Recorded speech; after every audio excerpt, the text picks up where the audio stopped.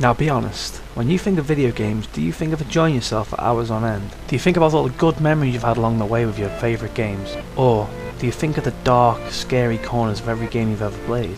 Well, turn on your flashlight, grab your favourite blanket and some popcorn, because these are the creepiest moments in some of my favourite video games.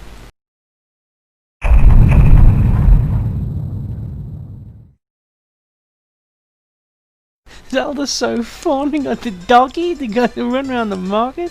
Whee! Shadow Temple. For a game that was designed mostly for children, the Shadow Temple feels like a big middle finger from Nintendo to everyone that said that this was a kid's game.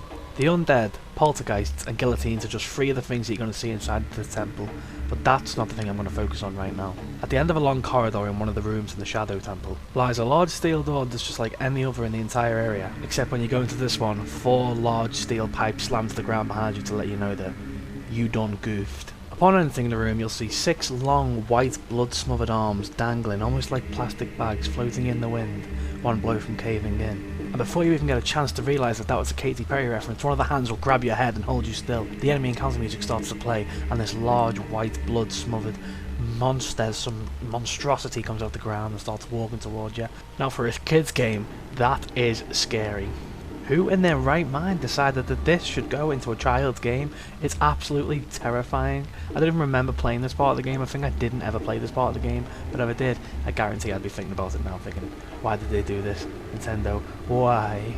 And it wasn't like this went unnoticed. Nintendo actually toned down the violent look on its body once it was made onto the 3DS. They actually toned down how scary it was because they thought it was too frightening for children. But it's believed that it was designed to look something like a westernized zombie. In the German version of the game, the name actually translates to brain feeder, whereas in the English and Western versions of the game it was actually translated to dead hand. The monster's name is the Dead Hand. Nintendo, you scared me. I hate you.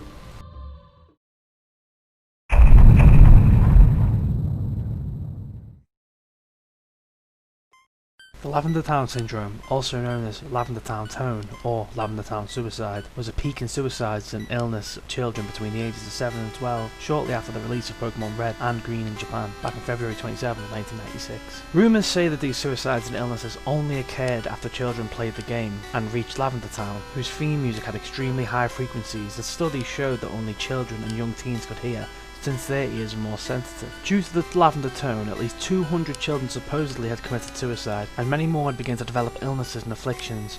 The children who had committed suicide usually did so by hanging or jumping from heights. Those who did not acted irrationally and complained of severe headaches after listening to the theme song. Although Lavender Town now sounds differently depending on the game, this mass hysteria was caused by the first Pokemon game's release. After the Lavender Town incident, the programmers had fixed Lavender Town's theme song to be a lower frequency, and since children were no longer affected by it. One video appeared in 2010 using a, quote, special software to analyse the audio of Lavender Town's music. When played, the software created images of the unknown near the end of the audio. This raised a controversy, since the unknown did not appear until Generation 2, games Silver, Gold and Crystal. The unknown translates to leave now. Now everything you've just heard me read was all from a website which explains exactly what the Lavender Town Syndrome is. Whether it's true or not is beyond me, but the thought of a song inside a video game that can make children commit suicide is absolutely terrifying and far beyond creepy.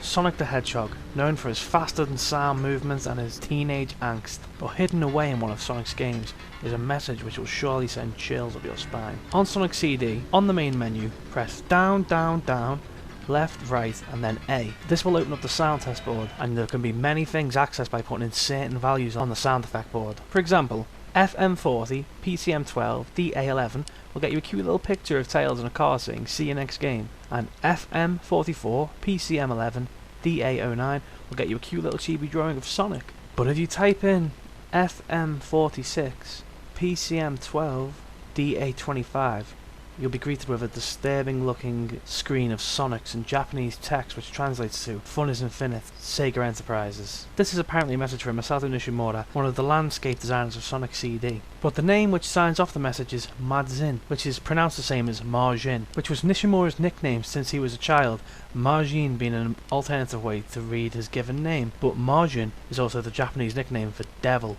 which is why it was considered scary. It also doesn't help that boss music plays alongside this screen. A lot of Japanese children found the message and just found it as a normal message, but the only thing that makes it creepy is to us Western people is that the fact we can't read Japanese, so to us the creepy music alongside the Sonic wigging his finger is just a strange image, and a strange image that's surely gonna send a shiver up your spine.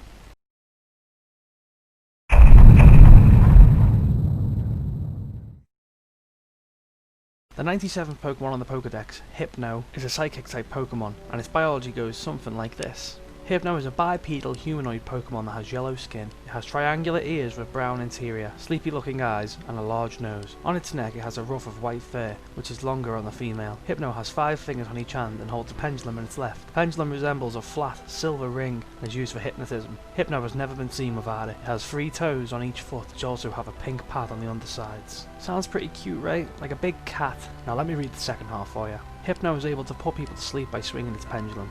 It is known to reside away from humans and on less travelled roads. While it awaits its prey, it polishes the pendulum. If anyone comes by, Hypno will hypnotise them and eat their dreams. It carries away people having good dreams, and is known to have stolen a child at one point.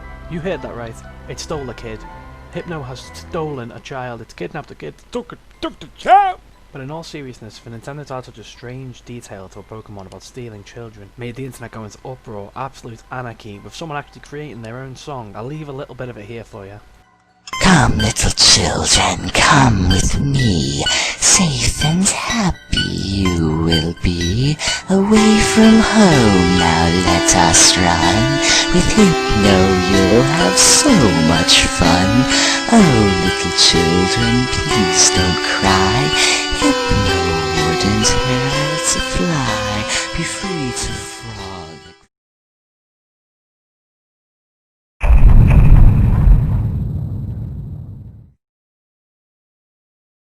Black and White 2 is a video game developed by Lionhead Studios and published by Electronic Arts, which released in October 2005 and is a sequel to 2001's Black and White. In the game, the player takes the role of a god, who in-game is represented by a large creature. The player can choose entirely whether they want to be good or evil, and their actions are played entirely through their god character. Now you're probably asking yourself, a real-time strategy game where you play as a giant monkey pretending to be a god, what could possibly be creepy about this game? Well, Reddit user creepiest 6 years ago put this on Reddit. So yesterday I decided to play Black and White 2 again. It's like a strategy game where you play as a god. It's pretty old, but it's still pretty cool. I almost had a heart attack when I was looking at my city and suddenly a creepy voice inside the game said my name. Christian. I immediately paused and googled it because it really creeped me out, and found out that it's a tiny Easter egg that they put into the game. I think the game either takes your name that you give the PC, or the name you give to your in-game profile, both are Chris in my case, or begins saying it to you quietly during cutscenes. Now I don't know about you, but if I was playing a game on my own of a night time and I heard someone start saying my name quietly, if I was hearing GilloBoy, I'd do a cacodemon inside my Doom undies, if you know what I'm saying. But here's a short clip of the game whispering someone's name.